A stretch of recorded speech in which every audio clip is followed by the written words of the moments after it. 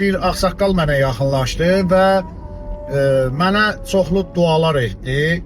Soruşdum ki, ay ağsaqqal, nəyə görə mənə belə dualar eləyirsən? Ağsaqqalın söhbəti məni də kövrətdi. Deməli, bir vaxtlar mənim piyada verilişim var idi. Yəqin ki, izləyicilərdən bir çoxlarınız bilirsiniz. O verilişdə 5 suala doğru cavab verənə 20 manat pul məbləği verirdim. Ağsaqqal danışır ki, o vaxt həbsxanada olan oğlunun yanına gedib. Oradan qayıdan zaman çəkilişimdə iştirak eləyib və 20 manat qazanıb. Ağsaqqal deyir ki, o 20 manata mənim elə çox ehtiyacım var idi. Hətta həmin gün deyir, bir çörək almağa belə gücüm yox idi.